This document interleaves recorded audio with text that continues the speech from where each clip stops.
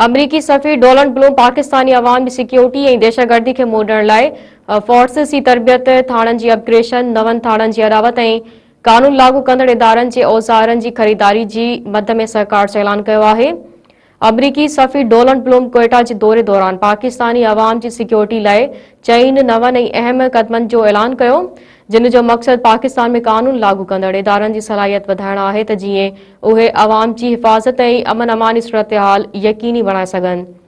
अमरीकी सफ़ीर पारां ऐलानियल क़दमनि में दहशतगर्दी ख़िलाफ़ फोर्सिस जी तरबियती सहूलत में वाध लाइ $40 लख जी इमदादी पैकेज तहत बलूचिस्तान पुलिस जी दहशतगर्दी ख़िलाफ़ फोर्सिस जी तरबियती सहूलत में वाधारो कयो वेंदो, जॾहिं त फोर्सिस जी हाणोकी सलाहियत ॿीणी करणु सूदो। साॻिए वक़्तु तरबियत हेठि वाधू 800 माण्हुनि जी तरबियत लाइ माली सहायता मुहैया कई वेंदी। हुन ॿुधायो त अमरीकी सरकार पारां बोर्ड दौरान तबाह थियल 10 थाणनि जी मरम्मत ऐं अपग्रेशन लाइ $20 लख जी रक़म रखी वई आहे। ॼाणायल पुलिस स्टेशन्स खे मुहैया थींदड़ सहूलतनि में जदीद बुनियादी ढांचो शामिल आहे, जिन ज़रिए इलाइक़े वासियुनि खे असराइती नमूने ख़िदमतूं मुहैया करण में मदद मिलंदी।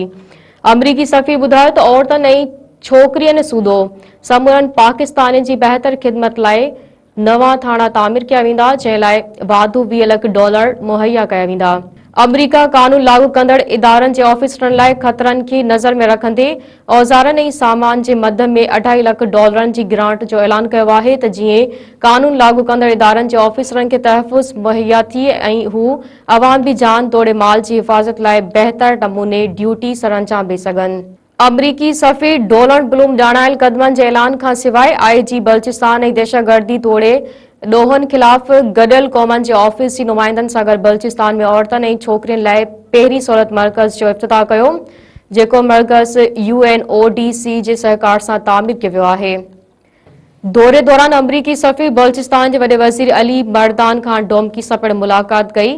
ॻाल्हियुनि में अमरीकी इमदादी प्रोग्रामनि समेत केतिरनि ई मौज़ुअनि ते ख़्यालनि जी ॾे वठि कई वई।